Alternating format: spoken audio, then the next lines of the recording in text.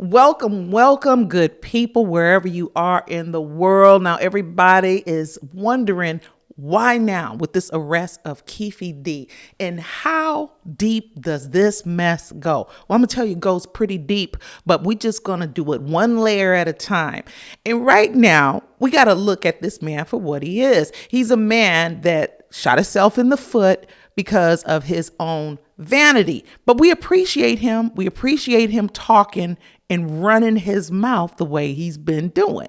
Keefe D's been wanting to be an entertainer for a long time, and he finds himself at odds with Officer Greg Kading, who also wrote a book. Keefe D is upset because Officer Kading, Greg Kading, stole his story. Now, Officer Kading released his book in 2011, and Keefe felt that his story about Tupac and all the ins and outs of the street life and the gangs and all that, I guess if he just used it to arrest him or question him about his affiliation, that would have been cool. But Keefe don't appreciate Kading making money. He don't appreciate it's all about that money. And Keefe D felt tricked. And he actually is talking about suing Kading. He feels Officer Greg Kading, who is also now in the spotlight because maybe his vanity is also in play after he authorized the book Murder Rap. Because he said the FBI advised him actually to sue Kading because he felt tricked when he made this Queen for a Day agreement with Kading. And this Queen for a Day agreement, Keefe's just showing how he's not really so bright, because every time, Kading, even in his interviews, he speaks in this language like, here's the deal. Kading says that a lot in interviews. If you watch him, he says, here's the deal. And it looks like Keefe took that as, here's the deal I'm presenting to you, which could not be further from the truth. And yeah, Keefe was tricked. He was tricked, but it didn't take much to trick him. And actually, Keefe D was thinking that he was like on Greg Kading's team. This is the feeling I get from him. And he thought he had something beyond immunity. He thought he was like living the life, like having the best of both worlds for the kind of dude he is. He's tied to the gangs. He still have his street cred to a degree for somebody that has ratted on people. And he thinks he has this camaraderie with Greg Kading. I don't know if Greg Kading is that great of an actor. At least he played the role well enough to at least he played the role well enough to trick Keefe D. I don't know if it takes that much. I don't know. But Greg Kading must be kind of smooth. So he had Keefe D thinking that he's part of his team, that they have this rapport. Greg Kading has alluded to as much in interviews, but I think he's not really giving it up just how much he was playing the game, to what degree. So Keefe and Greg Kading were supposed to be working on bringing Puffy to the forefront of the investigation. And Keefe had some details, which we all heard about Puffy talking out loud about, how he wants Pac and Big gone, or, he wants his life back. He don't care if Puff or Biggie have to be gone. If you watch gangster movies, like I watch a lot of Italian gangster flicks, they do that stuff. They're in the room. They're like, I don't know. Something should happen to the guy. I don't know. I'm just saying, people have accidents. They talk like that. So it all comes to the same point, and no one is fooled by this. I don't know if this kind of talking around in circles or talking around the edge of things, if that makes a difference when it comes down to people taking a stand, because people get arrested on a mountain of circumstantial evidence all the time. So them being in the room, and of course, we concerned citizens, we are not buying it for 1 minute that the deaths of B.I.G. and Tupac are coincidental, that they happen within 6 months of each other. We're not buying it, and neither was Officer or Detective Russell Poole. This man, an avid, I think he has an Elvis poster in the back, avid Elvis fan. But this man he's some kind of human being. There's a lot of human beings like that. They have honor, they stand for something, and they just have humanity. And this man gave so much energy and so much of his life, so much of his nerves. I mean, I'm sure he had some sleepless nights working on this case. And when he saw the connection between Tupac and Biggie, he couldn't let it go. His heart would not let him go. Some people just have hearts of gold like this. I'm sure he's not a perfect person. None of us are perfect. But this man demonstrated humanity in the way that he dealt with these cases. And he called out these dirty officers doing dirt that he felt were doing dirt. And I'm sorry, but he named Reggie Wright, who was head of death row security. Yeah, Russell Poole was calling out the dirt. I'll talk about these other LAPD officers at another time. But when this all was going down in 2011, when Kading released his book, Murder Rap, I think this was all like a cold shower for Keefe D. This must have been a little bit of a wake-up call for him, but not enough of a wake-up call for him. Because in 2009, that's when Kading came to Keefe D, messed up his holidays, his Thanksgiving, and let him know, hey, we got a lot on you. We need some cooperation. But the way Keefe D was talking, this man just seems like he likes to be in the center point. Whatever it takes, for whatever the reason is, if he's in the center point, he's kind of good with it. You have these powerful people with him, around him, officers that know the streets, and you making deals with them, that makes him feel like he's really still doing the thing, like being a boss. But when this all came out that, he needs to give it up, he needs to cooperate, Keefe D moves from California to Las Vegas. And this is all around the same time that Greg Kading's book comes out. So by now, Keefe D must be feeling salty. It must be a lot more going on behind why Keefe D made that move to Las Vegas, back to the crime scene, basically, to the scene of the crime. And he starts working on his book, Compton Street Legend. And this man, he starts working on his own book, Compton Street Legend. I don't think he went about it the best way. I mean, there's some gangsters, I guess gangsters, like street gangsters, they always come to the same end. I mean, even people in white collar crime, karma in life can catch up with you right on this earth. You don't have to wait for the hereafter, the afterlife to pay for your deeds. Because Keefe D, but the way he moved was really kind of silly. He writes his book, and before his book hits the store shelves, he's getting arrested. He's having a raid on his home. They coming in, screaming at the neighbors. Not at the neighbors, but they on the blowhorn.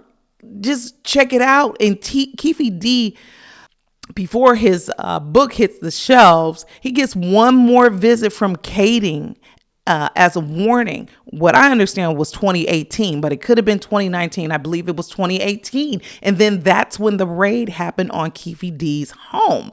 And Kading was telling them that, hey, your statements that you made in your Queen for a Day deal, if you want to call it a deal, yeah, baby, that's coming out. Those statements that you made are going to be unsealed. So Keefe D's attitude was like, well, Kading tried to get it across to him that, you might have some problems on the street level and you might want to think about your legal representation. Maybe you want to double up, triple up.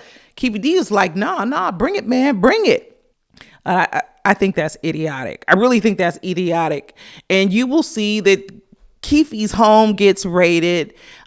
And I think this has everything to do with his book. It's like now the now that Tupac and Biggie have lost their lives, it's like a machine of money to be made. People are making books, documentary after documentary. It must be at least 50 pieces of major work. I'm saying that at least 50 pieces of major work and probably 30 pieces of work. I would say like 60% of the work done about the life of Tupac mainly and Biggie Smalls, the Notorious B.I.G, has been done after these young men passed.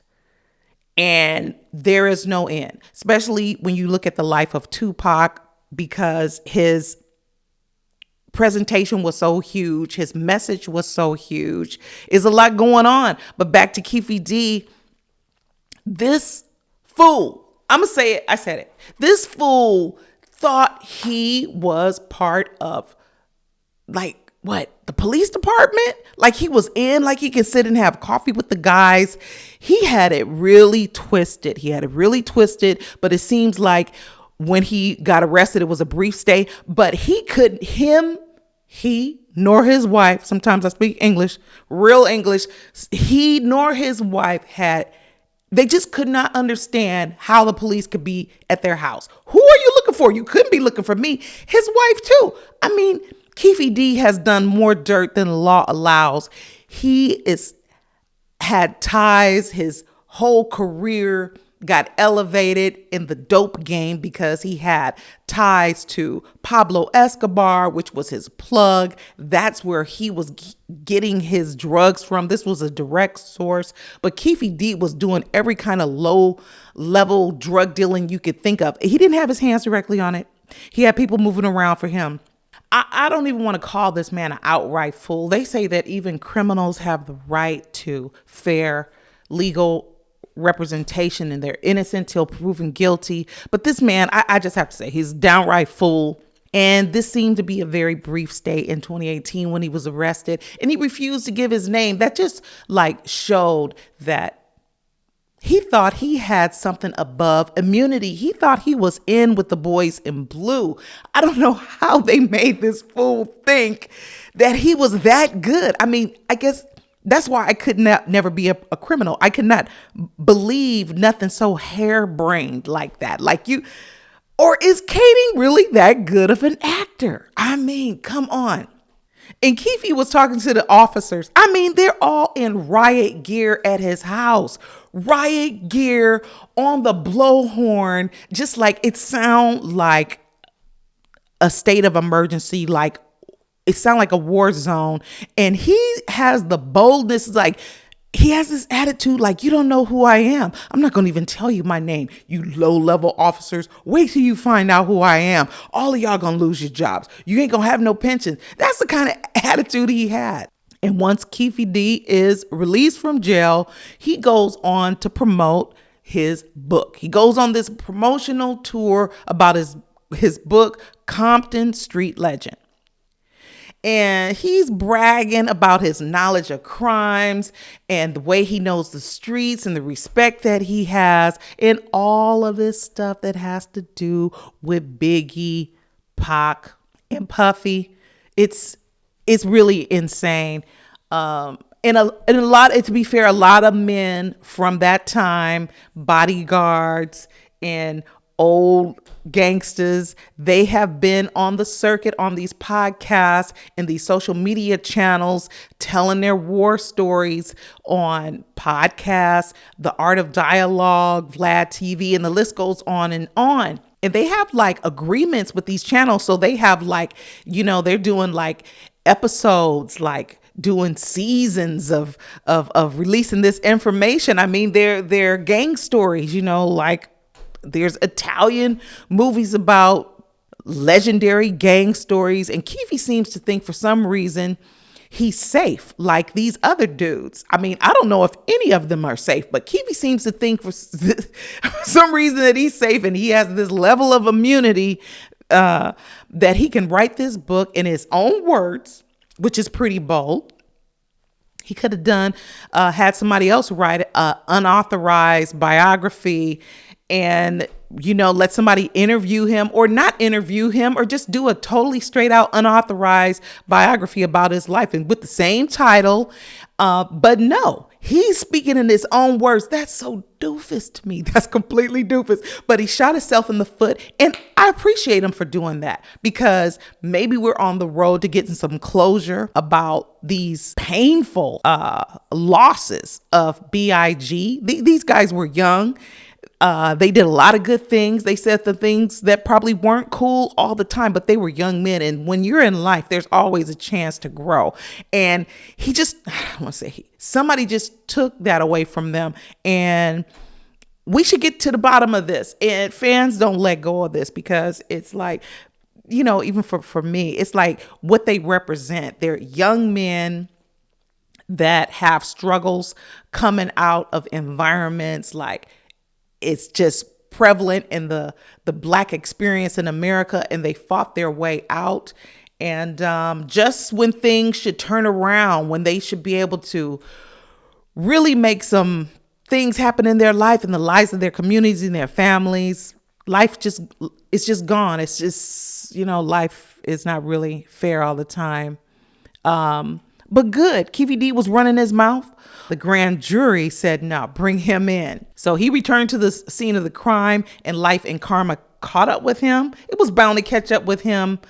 And again, there's so much more under the surface. Oh, but just like Kading was trying to get to in the first place back in 2009, they was trying to get with Diddy. Can't you see? Diddy. You know what, Diddy?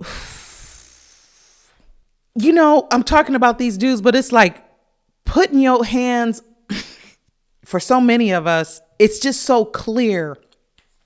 It's clear enough what we're looking at. It is clear enough.